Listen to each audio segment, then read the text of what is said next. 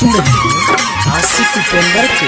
हाँ कल के अइला तू काले के जइबा आई बुढ़ापा बड़ा पछतइबा अपन तुकारा लगा मई बाबू मई बाप होला चारो धाम मई बाबू मई बाप होला चारो धाम मई बाप होला चारो धाम मई बाबू मई बाप होला चारो धाम।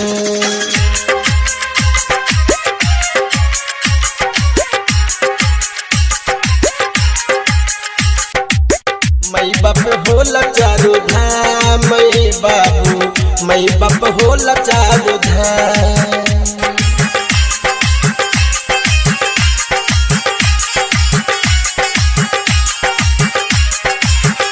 हाँ धन होला उहे जिनकर खुश बड़ी माई पिता के रूप भेंट होला रघुराई पिता के रूप भेंट होला रघुराई। धन होला उनके जिनके खुश बड़ी माई पिता के रूप भेंट होला रघुराई।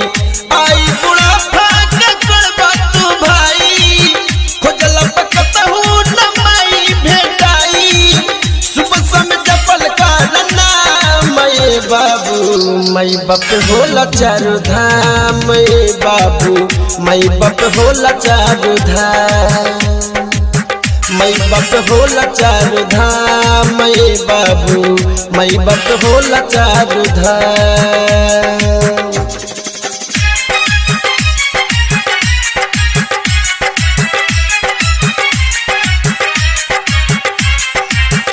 मई बाप होला चारो धाम मई बाबू मई बाप होला चारो धाम।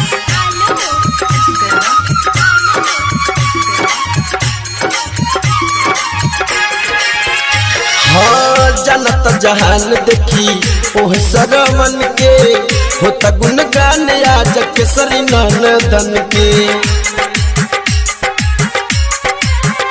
हो जनत जहान देखी ओह सरवन के होता गुणगान आज के सरी नंदन के। भटके लमनवा होतर पे परनवा भटके लमनवा होतर पे परनवा काजई बासुर धाम मई बाबू मई बाप होला चारो धाम मई बाबू मई बाप होला चारो धाम मई बाप होला चारो धाम मई बाबू मई बाप होला चारो धाम।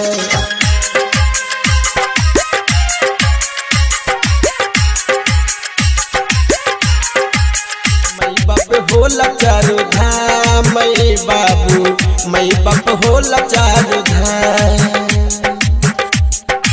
आलो गरबा आलो गरबा हाँ दुनिया के देखी लिख ले झालू जितेंद्र गा के सुनावतावे आशिक उपेंद्र गा के सुनावतावे आशिक उपेंद्र। दुनिया के रीत लिख ले झालू जितेंद्र गा के सुनावतावे आशिक उपेंद्र। दिलवा में ठाना हो तन को तू माना दिलवा में ठाना हो तन को तू माना जानत लगवा तमा मई बाबू मई बाप होला चारो धाम मई बाबू मई बाप होला चारो धाम मई बाप होला चारो धाम मई बाबू मई बाप होला चारो धाम।